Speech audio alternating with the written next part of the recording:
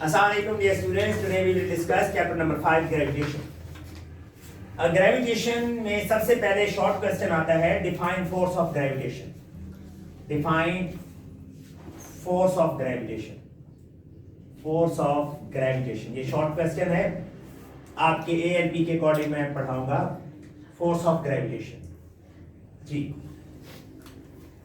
ये बात है 1665 की, जब तमाम साइंटिस्ट ये बात सोच रहे थे, रीजन फाइंड करना चाहते थे कि प्लैनेट सन के अराउंड क्यों घूमते हैं. बहुत इंपॉर्टेंट क्वेश्चन था. सारी दुनिया परेशान खड़ी थी और न्यूटन बैठा था. न्यूटन कहां बैठा था? यूनिवर्सिटी के लॉ में बैठा था, जिसके सामने एप्पल का दरख्त था. आपको पता है कि न्यूटन ने देखा तो एप्पल नीचे गिरा. एप्पल नीचे क्यों गिरा बताएं? ग्रेविटी की फोर्स की वजह से. मैंने क्लास में पूछा कि जब न्यूटन बैठा था लॉन में और सामने एप्पल का दरख्त था तो एप्पल नीचे गिरा क्यों? तो एक स्टूडेंट ने कहा सर मैं बताऊं. मैंने कहा बता दें. कहता है जी वो एप्पल गल गया होगा. एप्पल गला नहीं था. एप्पल टूटा किसी वजह से. वो जमीन की तरफ गया, वो ऊपर नहीं गया. अर्थ की तरफ जैसे ही वो नीचे गया, न्यूटन ने नाचना शुरू कर दिया. न्यूटन ने कहा I have found the question and the answer of the question, the mystery of the world. The mystery was why planets revolve around the sun. मुझे पता चल गया है कि प्लैनेट्स जो हैं, जो सन है वो प्लैनेट्स को अपनी तरफ अट्रैक्ट करता है, बिल्कुल इसी तरह जिस तरह अर्थ इस एप्पल को अट्रैक्ट कर रही है. तो उसके माइंड में ग्रेविटी का कॉन्सेप्ट आया. तो ग्रेविटी क्या है? बेसिकली फोर्स ऑफ ग्रेविटेशन को हम स्टडी करेंगे पहले. फोर्स ऑफ ग्रेविटेशन क्या है? There is a force of attraction between every object of the universe. क्या कहा? बोले जरा. There is force of attraction between Everybody in the universe. every object of the universe. That force of attraction is called force of gravitation. Got it? अगर तो मैं हूं और आप हैं, क्या आपके और मेरे दरमियान फोर्स ऑफ अट्रैक्शन है? Yes. तो फिर आप मेरे साथ चिपक क्यों नहीं जाते? अगर फोर्स ऑफ अट्रैक्शन है तो इस छोटे को तो मेरे साथ चिपक जाना चाहिए, लेकिन वो चिपकता नहीं है. जब कम से कम ना ही चिपकता, मैं कहता ला भाई फोर्स ऑफ अट्रैक्शन है आ जा, तो क्या वो मेरे पास चीज आती? आप भी कोशिश करते रहते हैं कि कोई चीज आ जाए, अट्रैक्ट हो जाए, लेकिन वो अट्रैक्शन फील नहीं होती. क्या वजह है? रीजन ये है, मैं कैमरे की उससे बाहर तो नहीं आ रहा मार्जिन से. सही है जी रीजन ये है बच्चों कि आपका और मेरा मैस कंपैरेटिवली कम है. जब हेवनली बॉडीज की बात करें, अर्थ की बात करें, प्लैनेट्स की बात करें, तो उनका मैस ज्यादा है, जिसकी वजह से उनके दरमियान अट्रैक्शन फील भी होती है. ये देख लें, मैं जमीन की तरफ आया हूं. क्यों? कि अर्थ एक बहुत बड़ी बॉडी है. अर्थ ने मुझे अट्रैक्ट किया. अर्थ मेरी तरफ क्यों नहीं आ रही? इसकी बात भी करेंगे. ये डस्टर है. क्या अर्थ इसको अट्रैक्ट कर रही है? कर रही है. क्या ये अर्थ को अट्रैक्ट कर रहा है? ये बेचारा भी कर रहा है. अर्थ इसको अट्रैक्ट कर रही है, वो एक्शन की फोर्स है. ये अर्थ को कर रहा है, वो रिएक्शन की फोर्स है. इस बेचारे का मैस कम है तो अर्थ इसको अपनी तरफ खींच लेती है. So there is force of attraction between every object of the universe. This force of attraction is called gravitation. Gravitation का वर्ड सबसे पहले न्यूटन ने यूज किया. अब बच्चे कंफ्यूज होते हैं. बच्चे कहते हैं सर ये ग्रेविटेशन फोर्स ऑफ अट्रैक्शन है, तो ग्रेविटी क्या है? ग्रेविटी, मैं आपको अट्रैक्ट कर रहा हूं, आप मुझे अट्रैक्ट कर रहे हैं, हमारे दरमियान फोर्स ऑफ अट्रैक्शन है. ये force of attraction gravitational force of attraction कहलाती है. लेकिन अगर इसको स्पेसिफिकली अर्थ इन्वॉल्व कर दें तो अर्थ भी ऑब्जेक्ट को अपनी तरफ खींचती है. तो अर्थ की जो फोर्स ऑफ अट्रैक्शन है ऑब्जेक्ट्स के ऊपर, that is called gravity. Every object is being attracted by the earth, the force of attraction of the earth on the body is called gravity. Gravity is a special case of gravitation. Clear? अब भाई question था, Newton से लोगों ने पूछा कि जनाब Newton साहब, बात तो मान ली हमने ये बात, चलो मान लिया हमने, क्या मान लिया?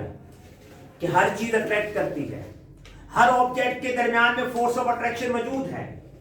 जरा हमें ये तो बताएं कि कितनी फोर्स ऑफ अट्रैक्शन है, मेरे और आपके दरमियान फोर्स ऑफ अट्रैक्शन कितनी है? जमीन, अर्थ और कोई प्लेनेट दूसरा है, उसके दरमियान में फोर्स ऑफ अट्रैक्शन कितनी है? तो फोर्स ऑफ अट्रैक्शन की मैग्नीट्यूड या वैल्यू फाइंड करने के लिए न्यूटन ने अपना एक लॉ प्रेजेंट किया। उस लॉ को क्या कहते हैं बच्चों? Law of gravitation. ये न्यूटन का इंपॉर्टेंट लॉ था, law of gravitation. Law of gravitation में न्यूटन ने क्या प्रेजेंट किया? बोले, न्यूटन ने ग्रेविटेशनल फोर्स की वैल्यू बताई। न्यूटन ने कहा कि मेरी बात सुनो भाई, सुनेंगे कि नहीं सुनेंगे? सुनेंगे। मेरी बात सुने। न्यूटन ने कहा कि हर ऑब्जेक्ट दूसरे ऑब्जेक्ट को अट्रैक्ट करता है।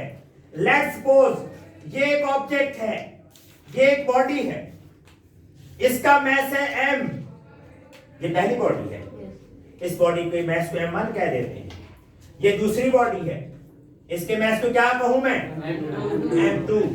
ये इसका सेंटर और ये इसका सेंटर, देखा है ना? Yes, sir. ये मिल गया सेंटर से सेंटर, देख रहे हैं डिस्टेंस कितना है? सेंटर टू सेंटर डिस्टेंस यहां से लेकर यहां तक की बात करते हैं, ये d है। लेट्स सपोज क्या है? d। इसको r से भी डिनोट किया जा सकता है, हम d कर लेते हैं। अगर तो let's suppose there are two objects, object A and object B, both are having mass m1 and m2 respectively, and the distance between बोले their center is equal to d। ये ऑब्जेक्ट उसके ऊपर force लगाएगा, वो object इसको force लगाएगा, दोनों एक दूसरे को अट्रैक्ट करेंगे। इस फोर्स को फोर्स ऑफ ग्रेविटेशन का नेम दिया गया। तो न्यूटन ने इसकी वैल्यू फाइंड करने का फार्मूला बताया। न्यूटन ने कहा, तब ये इसकी स्टेटमेंट है लॉ की, the force of attraction between two objects is directly proportional to, बोले ये डायरेक्टली प्रोपोर्शनल है, product of their message. Product हो गया ना, प्रोडक्ट का क्या मतलब होता है? एंड इट, ये जो साइन है ये वाला ये किस चीज का साइन है? प्रोपोर्शन। प्रोपोर्शन का मतलब होता है रिलेशन, सीधा रिलेशन है। सीधा है कि नहीं सीधा? yes. ये सामने आमने सामने खड़े, छुप छुप के नहीं खड़े। ये देखें, ये दीवार के नीचे आ गया, छुप गया, उल्टा रिलेशन है, इनवर्स रिलेशन। लॉ के दो पार्ट्स हैं। The force of attraction between two objects is directly proportional to product of their masses and inversely proportional to square of the distance between their centers। यहां बच्चे mistake आप लोग क्या करेंगे?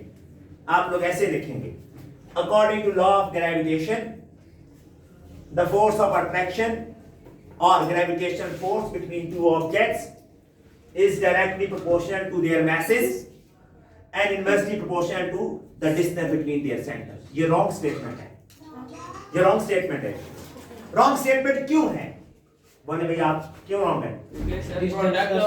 Yes, is directly proportional to product of their masses and is inversely proportional to square of the distance between their center। हाँ, एक बात याद रखिएगा, महद आपको समझने की जरूरत है। जैसे अगर आप ये कहेंगे ना, the force of attraction between the objects is directly proportional to product of their masses and inversely proportional to square of the distance, और चुप कर जाएंगे तो भी इनकम्प्लीट है।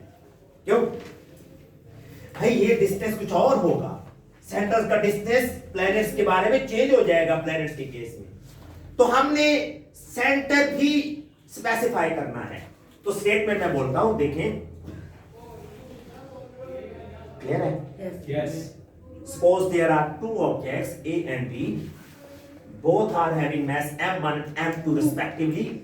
According to law of gravitation, object A will attract object B and object B will attract object A. So in order to find the value of force of gravitation, Newton presented his law, that is called law of gravitation. अब statement बोलने लगा.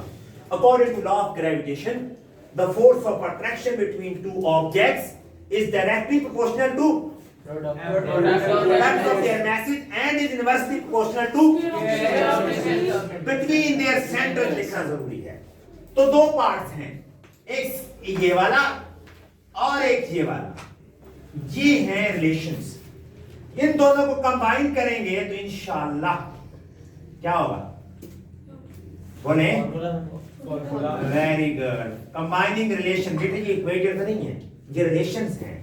Combining relations one बोले क्या होगा भाई जान? F is directly proportional to M1 और inversely proportional to D square. Physics वाले इस साइन को लाइक नहीं करते. I don't love this sign. I love equality. So in order to convert this sign of proportionality, this is sign of this is sign of relation. In order to convert this sign of proportionality, we have to multiply this side with a constant. M1 M2 over D square. अब आप mistake क्या करते हैं? आप लोग mistake क्या करते हैं? आप लोग M1 और M2 को बड़ा लिख देते हैं. मैं गलत करके लिखता हूं. जैसे आप लिखेंगे, मुझे पता है ना आप कैसे लिखते हैं. आप ऐसे लिखेंगे, लो भाई M1 M2 और ये D है. रॉन्ग है. आपने क्या करना है, उसके सबस्क्रिप्ट बनाने हैं.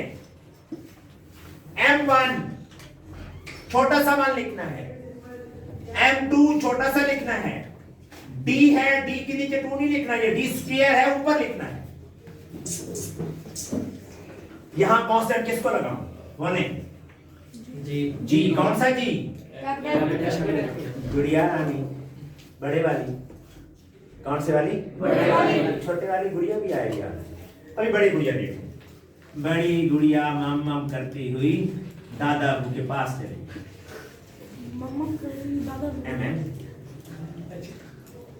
लो भाई 1 2 भी लिख देते हैं. इसके दादा भाई एक ही थे, 1 2 ना समझिएगा कि 2 दादा होंगे. लो भाई ये है mathematical form of law of gravitation. हो गई? सबसे पहले आप इंट्रोडक्शन लिखेंगे. इंट्रोडक्शन में क्या लिखेंगे? There exists a force of attraction between every object. That force of attraction is called gravitation. In order to find the value of gravitational force, क्या हुआ था? Newton presented his law. That is called law of gravitation. ये law हो, ये हो गया introduction. फिर आप लिखेंगे statement. Statement में लिखेंगे according to law of gravitation. बोले the force of attraction between product of their masses and inversely proportional to square of the distance. फिर आप लिखेंगे explanation. क्या लिखेंगे? Explanation में लिखेंगे पूरी राम कहानी. Suppose there are two objects A and B. The mass of object A is M1, the mass of object B is M2. The distance between their center is D. So M1 will attract M2 and M2 will attract M1 according to law of gravitation. ये block में बंद करना है और नीचे लिखना है this is mathematical form of law of gravitation. अब आपने नीचे एक हेडिंग देनी है, बड़ी important heading. Constant, gravitational constant. किसकी जी? Gravitational constant. क्या है? बोले gravitational Constant. Here capital G is called constant of proportionality and this is called gravitational constant. इसकी वैल्यू याद रखनी है. क्या वैल्यू है G की? 7.3 to 10 is power. आगे Newton metre square, kg square. ये यूनिट याद रखना है. क्या आप इस फार्मूला से यूनिट डिराइव कर लेंगे? Yes. कर लेंगे कि मैं करके दूं? मैं करके देता हूं, बस ये ओके हो गया। इसमें आपने एक बात और भी लिखनी है कि ये वैल्यू बहुत कम है। The value of gravitational G is very small. Due to this small value, we cannot feel force of attraction between our friends and some other objects. In case of heavenly bodies, this force has a considerable value. Clear हो गया जी? अब मैं आपको, ये तो law खत्म हो गया। अब जो मैं काम करने लगा हूं वो आपने इस लॉ के पार्ट में नहीं बनाना, लेकिन आपको पता होना चाहिए कि ये यूनिट कैसे आया है। बना दूं? देखें, ये यूनिट देखें इस साइड से। क्लियर है? Yes. ये यहां से लेना है मैंने। ठीक है। लो, according to law of gravitation F is equal to बोलते हैं जी, बोलते हैं M over D D square. Okay, M1 और M2 है, ठीक हो गई। अब हमने G की वैल्यू फाइंड करनी है, तो ये इधर जाके क्या हो जाएगा? मल्टीप्लाई। क्या बनेगा? D F D square is equal to G M1 M2। हमने तो G फाइंड करनी है। कौन सी G? Capital G। छोटा G तो कोई और चीज होती है ना, छोटे वाली गुड़िया। छोटे वाली गुड़िया क्या होती है? ये वाली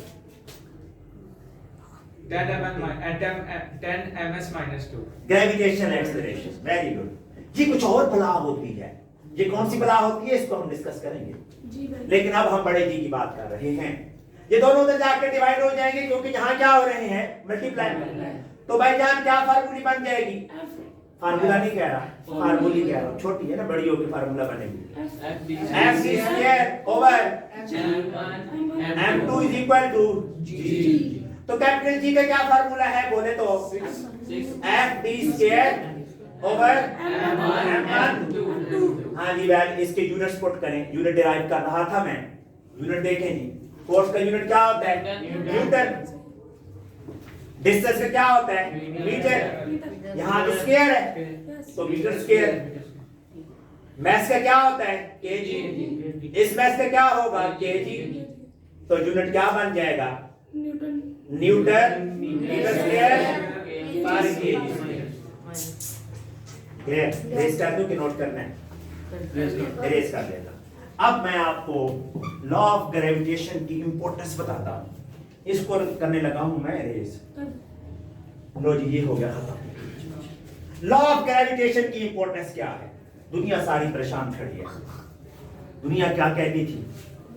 दुनिया ने सवाल किया कि क्या जमीन को तोला जा सकता है? बताएं। क्या जमीन का मैस फाइंड किया जा सकता है? भाई किया जा सकता है। न्यूटन ने मेहनत की है। We can find the mass of the earth with the help of law of gravitation. Yes, we can find mass of the moon. We can find mass of any planet with the help of this law. तो अब मैं बताऊं कि mass of the earth कैसे find करना है। ये है हमारे पास, यहां से रेस कर देता हूं। वो मैथमेटिकल फॉर्म आपने याद रखना। ये यहां पे अब हम क्या फाइंड करेंगे जी? mass of the earth। How to find mass of the earth? Paper में अगर mass of the moon आ जाए तो वो भी फाइंड किया जा सकता है, बिल्कुल इसी तरह जिस तरह मैं अर्थ का mass फाइंड करने लगा हूं। Got it? mass of the earth की हेडिंग आ गई। आप सबसे पहले लिखेंगे we can find, क्या बोले? mass of the earth। कैसे? कैसे भाई? with the help of law of gravitation। law of gravitation। Okay हो गया? Yes. क्लियर हो गया? अब आपने कंसीडर का पैराग्राफ लिखना है। क्या लिखना है? कंसिडरेशन। कंसीडर का पैराग्राफ कैसे लिखना है? सुनिए। सपोज देयर इज एन अर्थ। ये है हमारी प्यारी अर्थ। माँ है हमारी। कौन है? माँ। कौन? अर्थ। आपकी होगी, मेरी नहीं है। ओके, ये है भाईजान। आप माँ के ऊपर चलते हैं। भाई धरती माता माँ होती है भाई जान, ये अर्थ हमारी माँ है, इसमें कोई डाउट नहीं है। जब आप इंशाल्लाह फौत होंगे, मैं इंशाल्लाह फौत होऊंगा, अल्लाह की मर्जी से फौत हो रहा है, तो हम सब ने इस माँ के पेट में जाना है। एक माँ के पेट से अल्लाह पाक पैदा करता है। ग्रेविटेशन है ना भाई जान, अट्रैक्शन है। कोई उधर से अट्रैक्ट हो रहा है, इधर आ रहा है, कोई इधर से अट्रैक्ट हो रहा है, उधर जा रहा है। शैतान आपको अपनी तरफ अट्रैक्ट करने में लगा हुआ है, लगा हुआ है कि नहीं लगा हुआ है? आप शैतान को अट्रैक्ट करते हैं, शैतान बेचारा क्या करता है? ओके जी, अर्थ राउंड शेप बनी है कि नहीं बनी? Almost. Suppose there is an earth, suppose कर रहा हूं, अर्थ के मास को me से नोट करते हैं, of mass me, the radius of the earth is r, an object of small mass, कौन सा mass, has been placed on the surface of the earth. Clear? Yes. कौन है? अर्थ। अर्थ की सरफेस पे कौन पड़ा है? मैस। मैस के सेंटर से अर्थ के सेंटर तक का डिस्टेंस किसकी इक्वल है? आर की। आर की इक्वल है ना? ये देखना भैया, ये जरा ध्यान से करना। मैं इसको रेज करने लगा हूं, परेशान नहीं होना। परेशान तो नहीं हो रहे? नो जी, परेशानी तो बनती है दोस्त। Okay, earth will attract this object towards its centre. ये ऑब्जेक्ट भी अर्थ को अट्रैक्ट करेगा, इसमें डाउट तो कोई नहीं है। दोनों तरफ से फोर्स लगेगी। इश्क तब मुकम्मल होता है कब? दोनों तरफ से फोर्स हो। तो भाई कायनात की इब्तिदा इश्क पे रखी गई है, तो इश्क के लिए अट्रैक्शन होना जरूरी है। तो कायनात में अट्रैक्शन होगी तो इश्क पूरा होगा, वरना कोई नहीं होगा। लो भाई, attraction according to law of gravitation. अब आप लिखेंगे कंसीडरेशन के पैराग्राफ के बाद क्या लिखेंगे? अकॉर्डिंग टू, बोले, लॉ ऑफ ग्रेविटेशन। ग्रेविटेशन के लॉ के अकॉर्डिंग क्या था? बोले according to law of gravitation क्या था?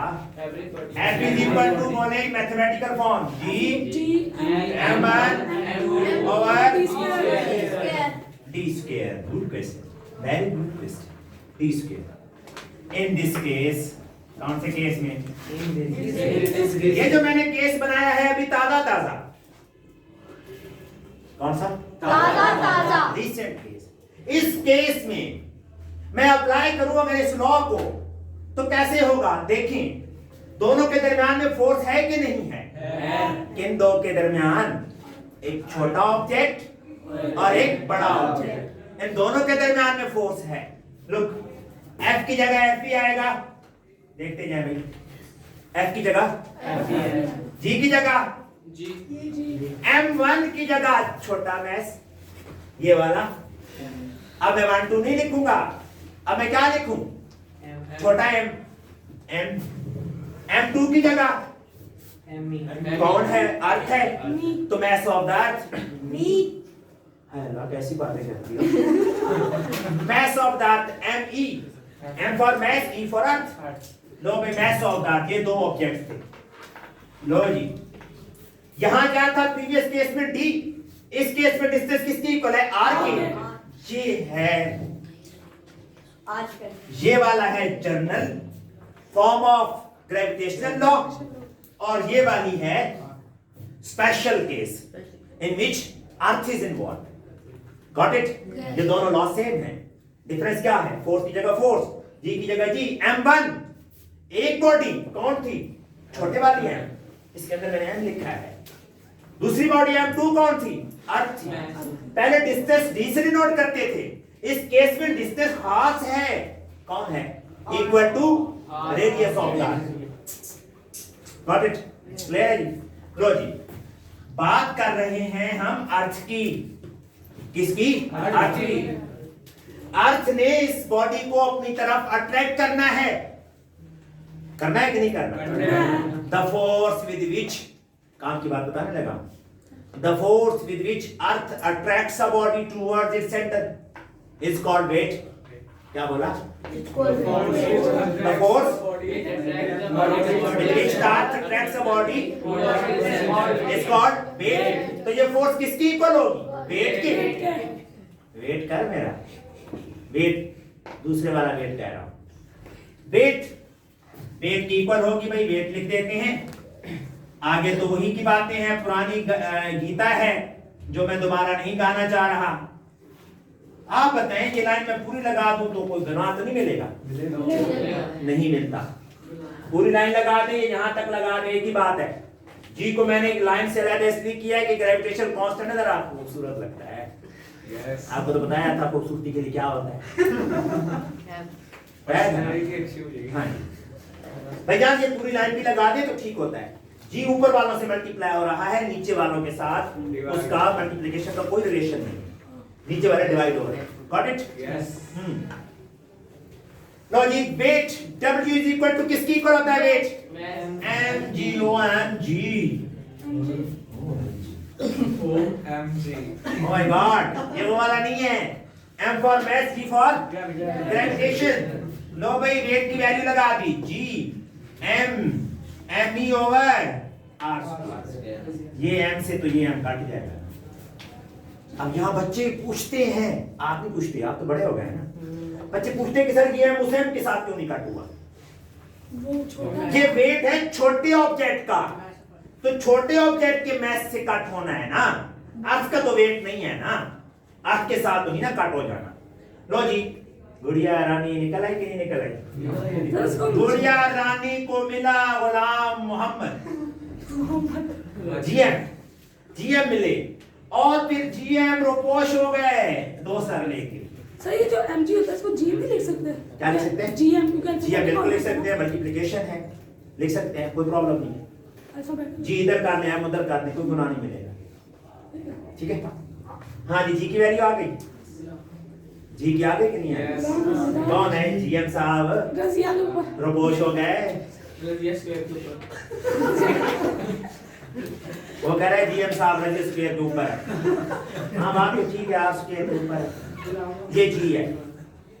भाईजान बात सुने, हमने फाइंड करना है मैस ऑफ द अर्थ, इधर उधर की बातें ना करें। मैस ऑफ द अर्थ को अलग करें, एमई को, आर के अंदर जाके क्या हो जाएगा? मल्टीप्लाई। मैं अगर, मुझे कौन अट्रैक्ट करेगा? अर्थ मुझे अट्रैक्ट करेगी या मैं अर्थ को करूंगा? दोनों करेंगे। देखते हैं कौन ज्यादा करता है। किसने किया? क्यों? मेरे बेचारे का 75 kg है, मेरा तो 75 kg है। देखते हैं अर्थ का कितना है, कोई मसला नहीं, अभी निकाल लेते हैं। लो भाई, क्या बनेगा ये वाला फार्मूला? देखें तो क्या बनेगा जी? जी अर्थ के अंदर जाके मल्टीप्लाई हो जाएगा। बताएं भाई, गुड़िया रानी के साथ कौन मल्टीप्लाई हो रहा है? ये अब गुड़िया रानी बनी है, 2 सर वाली गुड़िया रानी। कौन सी? रानी के 2 सर, जी फॉर गुड़िया। किसके इक्वल है भाई? ओ जीएम साहब, हाँ ये ई किस लिए है? मैस ऑफ अर्थ है। अगर ये ना भी लगाते तो कोई मसला नहीं था, पर एम ही पड़ गया हमारे पहले। हाँ लो भाई, एम ही फाइंड करना है। बड़ा जी उधर चला जाए। गुड़िया रानी कौन से वाली? 2 सर वाली। किसके ऊपर आ गई? गुड्डे के ऊपर। ये बड़ी जी है। कौन सी जी है? बड़ी G. Yes. Mass of the earth का फार्मूला आ गया भाईजान। क्या फार्मूला है? छोटी जी, जी आर स्क्वायर, गुड़िया रानी किसके ऊपर? बड़े गुड्डे के ऊपर, बड़े गुड्डे के ऊपर। ये 3 वेरिएबल, 3 चीजें इन्वॉल्व हैं, इन तीनों की वैल्यू फिक्स है। वैल्यूज लिखना जरूरी है। मैं कहां लिखूं वैल्यू? नीचे लिख दूं? यस। नीचे लिख देता हूं। जी की वैल्यू कितनी है भाईजान? सवाल ये on the surface of the अर्थ। हमने बात की थी कि ये on the surface of the अर्थ है, बात हो गई क्लियर। रेडियस ऑफ द अर्थ की वैल्यू कंफर्म होती है, याद रखनी है आपने, 10⁶ मीटर, ये याद रखनी है। इस जी की वैल्यू तो आप कभी नहीं भूलते। 6.677 into 10⁻⁻⁻11 पर किलोग्राम। लो भाई, ये है फार्मूली। कौन सी बोली? फार्मूली। क्यों फार्मूली क्यों है? फार्मूला क्यों है? छोटा है। आप कैसे बता? नजर आ रहा? अच्छा इधर चले जाते हैं। हमने मैस ऑफ द अर्थ का फार्मूला डिराइव कर लिया है। यहाँ लिख, तो नाराज तो नहीं होंगे? वही वाला यहाँ लिखने लगा, यहाँ लिख देता हूँ। मैस ऑफ द अर्थ का फार्मूला क्या बना? जी आर स्क्वायर ओवर जी। इसमें वैल्यूज पुट करें, वैल्यूज पुट करते हैं, मैंने उधर वैल्यूज लिखी हुई हैं। जी की वैल्यू कितनी होती है 10, आर की 6.4 × 10⁻⁶ ओवर स्क्वायर स्क्वायर लिखना है भाईजान, वही ना वही कह रहे थे। और जी की 10⁻⁷ जब आप इसको सॉल्व करेंगे with the help of calculator, आपको वैसे भी याद होना चाहिए, एमसीक्यू में भी आता है, 6 × 10⁻24 यूनिट क्या आएगा, यूनिट क्या आएगा, क्यों मैस है, ये 24 है KG. Hence we can find the mass of the earth with the help of law of gravitation. कोई क्वेश्चन, कोई क्वेश्चन, कोई क्वेश्चन नहीं है। तो ये बात साबित हो गई बातों बातों में कि न्यूटन का लॉ ऑफ ग्रेविटेशन और न्यूटन का थर्ड लॉ ऑफ मोशन क्या है, कैसे याद रखें, कैसे ये एक ऑब्जेक्ट है, ये दूसरा ऑब्जेक्ट है, ये ए ऑब्जेक्ट, ये कौन बी, ये दोनों का क्या सेंटर का डिस्टेंस, ये इसको अट्रैक्ट करेगा, वो इसको करेगा, दोनों की फोर्सेस सेम होगी लेकिन डायरेक्शन में क्या होंगी, ऑपोजिट। सो ग्रेविटेशन लॉ जो है that is consistent with law third law of motion. इसमें भी एक, अगर बॉडी ए की फोर्स को एक्शन कर दिया जाए और बॉडी बी की फोर्स को रिएक्शन मान लिया जाए, both are equal in magnitude but are opposite in direction. A और बी में ये है। इसके बाद हम सैटेलाइट की बात करते हैं। Thank you very much. अल्लाह हाफ़िज़। नोट कर लें बेटा।